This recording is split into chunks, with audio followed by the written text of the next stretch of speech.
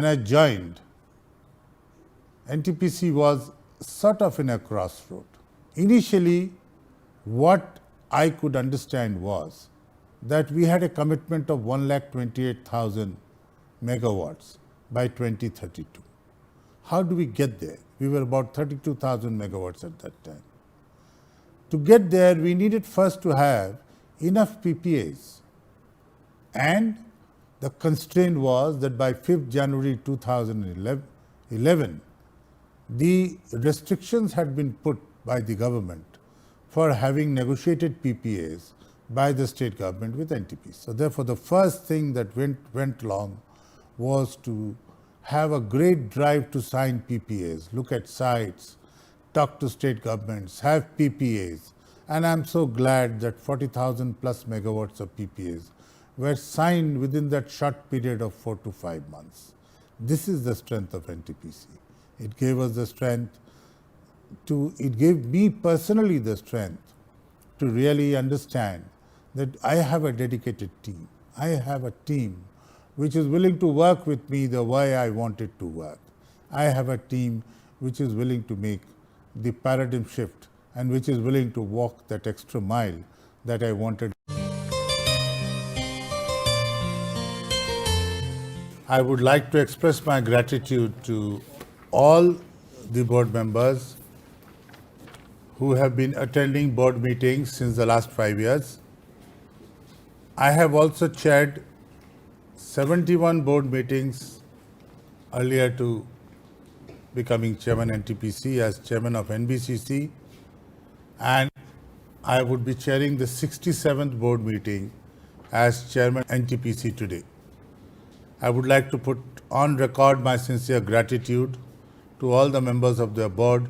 When I joined in 2010, I was asked by the then Secretary Power that I should call on the Principal Secretary to the Prime Minister and the Cabinet Secretary.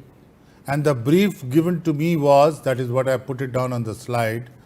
Now, the changes that we needed to do was a quantum thrust in the rate of capacity addition.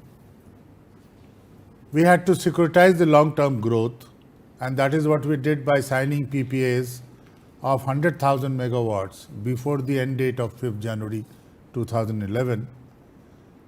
42 to 43,000 megawatts was signed as fresh PPAs. There was also a complaint against us in Competition Commission by the IPPs. But we had done nothing wrong. We hadn't violated any rule. We had to focus on reduction of cost. Now, this was very important because we are coming under direct competition with the private sector. We had to actually make a long-term fuel security. We had to align the people's growth. We delegated powers at all levels. Actually, the stations and regions, which actually are the hub of the generation of power, they were given extensive powers. The stakeholders were taken into consideration. We made special efforts to take into consideration the external stakeholders, especially the land losers, the people who lived around our stations, those who live in darkness around our stations. We looked at their requirements. We had to resolve a lot of entangled issues. The bulk tender was in litigation for almost 1 year. Barred with the Russians, we were having problem, although the cabinet had given special clearance to give them some more money. We had not yet resolved it through our board to release that money to them. Mining, we were having problems. We were trying to structure our mining on the lines of Coal India because we had a lot of differences between what they do. They were acquiring land under Mining Act. We were acquiring land under Land Acquisition Act. Hydro was sort of a talk of the town that we are not able to deliver any hydro. And we had a project in Bongaigaon in Assam, and there was a huge pressure that we were not able to deliver. So what we did was we ensured that the corporate plan that we have of 1,28,000 was met by having PPA for over 100 gigawatts.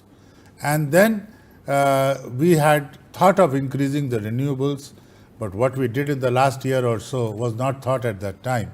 And this has been a total paradigm shift even on solar energy. And we also looked at acquisition of stranded assets. Now, the augmentation of fuel security was important. Coal India was not signing FSAs. We managed to get the FSA signed for plants beyond 2009.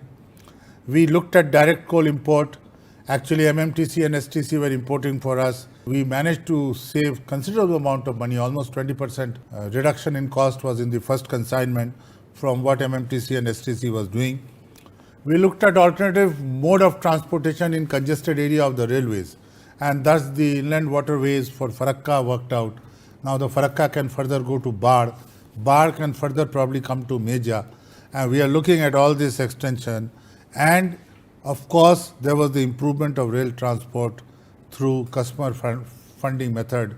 It was important to reduce the cost, although the Chinese equipment are quality-wise not equivalent to what we buy. They don't fit our design requirements. But we looked at reducing our cost, and I must tell you that the layout, which was one of the things people were criticizing, our engineering department did a layout of almost 2,000 megawatts in a land of 550 acres. Now the old myth of CEA norms of 1.5 acres per megawatt brought down to 1 acre per megawatt has come down to almost 0.25 acres and megawatt. We adopted the EPC model of contract, and we got a tender for North Karanpura less than 4 crores per megawatt, and that too from BHEL. We went through a faster mode of project implementation, formed a revised responsibility matrix. The example of pushing of director projects is available in hydro. We commissioned the hydro last year, all 4 units of 200, one after the other, within a span of 1 month. We control the great slippage of Coal India. So at one stage, we could deduct almost 4,000 crores, pass on the benefits to the beneficiaries. Unfortunately, the beneficiaries did not pass on that 4,000 crores to the consumers. But this actually brought Coal India to some level of consciousness, and we could agree to put a third-party sampling, which is now helping to a great extent. We also did a sample of swapping of coal logistics and saved almost 160 crores of railway transportation by doing this sample logistics in Gujarat. We have also done a lot of work in leveraging for cheaper finances. The Director of Finance as his team actually has been working around as to how to leverage and get cheaper finance. We need money to match our capacity addition, but all the efforts that has been made in raising cheaper finance is going to help us in the long run. The investors' confidence needed to be improved, and that is what we have endeavored. All the directors together keep actually talking to the investors. And I'm proud to say that in year 13, when they looked at an OFS, 11,500 crores were raised through OFS. 47% came from foreign investors. In the current year, we could do what is known as a bonus debenture, the only PSU which has done that, I think among private sectors also, among all companies in India. We did that, and we raised 10,307 crores. The rate is very attractive. It's 8 plus something. So this gives us an additional benefit also in our balance sheet by leveraging our debt equity ratio. And we could raise this. We are also looking at raising financial resources through tax-free bond, through MTN program to upgrade that 5 billion, and of course green bonds.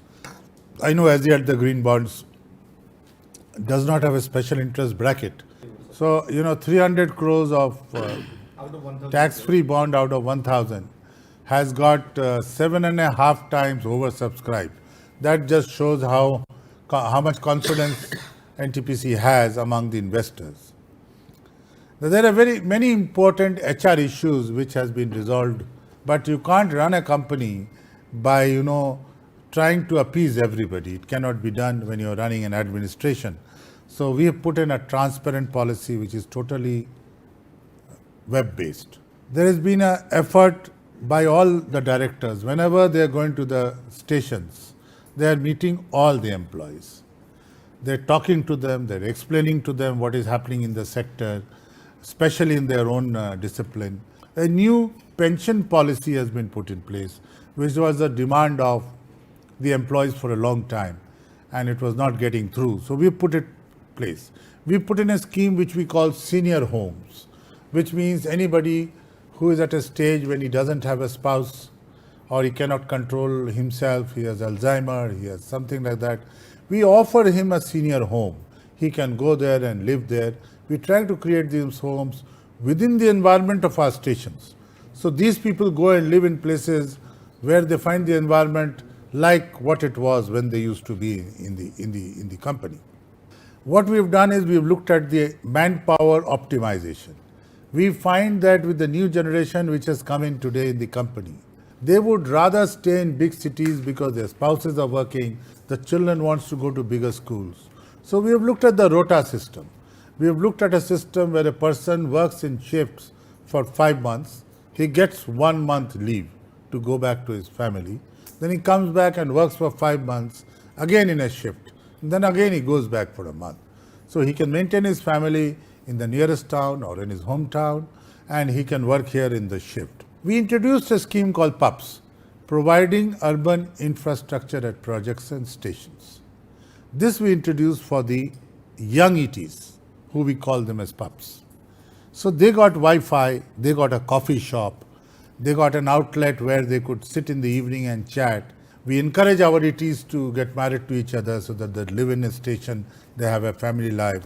The communication system has tremendously improved. There's a Meet CMD program, there's a Meet Director HR program, there's an open house. So the directors are mingling with the people, with the employees in an open house fashion. And there is what we know as a directors, your doorsteps. So the major achievements have been that we have done a PP of 104 gigawatts. Thus, we are not going to miss our corporate plan targets of 128 gigawatts by 2032, because the balance 24 gigawatts space is available on our existing stations. The government accepted various NTPC's proposals. Release of 25-year-old plant for PPA for bundling with solar.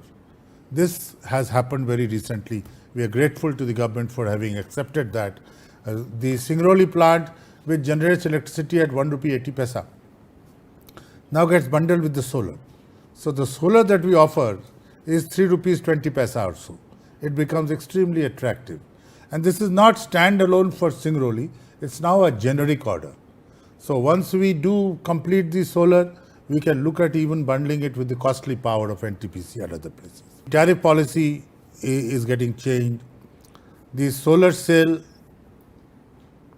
has been actually, the TPA has been agreed on that. It will be part of the TPA, so the sale will happen. Of course, now our price is coming so cheap that it will get sold in any case.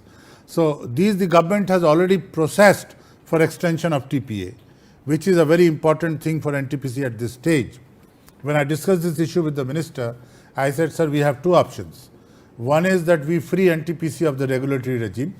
That means NTPC is no more under CERC. The bundle power of NTPC will be 3 rupees. I can sell the power to any beneficiary. They will line up and queue up to buy my power. Or if I have to remain within the regulatory regime, the TPA which is expiring next year needs to be extended. So the minister said he is extending it by another 15 years, and the ministry is processing accordingly. There's a total paradigm shift in capacity addition. Over 13 gigawatts are added in the last 5 years. This is 30% of the total capacity. If you add to this the 1200 megawatts of Raghunathpur and the 770 megawatts of Patratu, which has already come through in our kitty, it will be 15,000 plus in the last 5 years. Hydro and solars have been commissioned in the company. 19,169 megawatts award has been made. The work is in progress. And the capex has been doubled in the last 5 years from 10,000 crores to 23,300 crores. If you look at summing up the numbers, if you see what it was in 2010 and where we are in 2015 and what has been the percentage increase, I just want to leave this as a summing up or a balance sheet or a report card for the period in which I was the chairman of the company. I would like to also take you forward to the future growth perspective of the company. It is poised to achieve the corporate plan target of 2032. The current installed capacity is 45,548. 23 is under construction, 20 feasibility report is already there. We're looking at various issues like environmental clearance, land clearance and all. It can be awarded anytime. 15, the feasibility report is under preparation. We plan to develop 10,000 megawatts of solar power, and now with the pricing with Singrauli is becoming a very attractive to sell, so we will get PPAs very easily. We are looking at inorganic growth. We have signed JV with Patratu. We are about to sign a JV with DVC. We are also talk with MP and Rajasthan for taking over the projects over there. We need to focus on our market share. We are 25% today. Do we need to be 25% or grow beyond that? In that case, we have to really look at the corporate plan of the private sector companies and see where they are going. We have done that Mission 92, which is Director Operations' favorite mission. We want to actually run our plants at 95 and do a PLF of 92. And that can be done by bundling cheaper powers, by looking at how to reduce the cost, because our load center projects where the coal has to travel 15, 16, 1700 kilometers, the cost of power is high. Our fixed cost even now is for a new project is less than 1.5 rupees. For a depreciated project, it is much more. We must charter a clear career development of our employees. What we did as a career plan at one stage may not be relevant today because there's a generation difference between how we recruited 30 years, 25 years ago and what we recruit and what is the aspirations.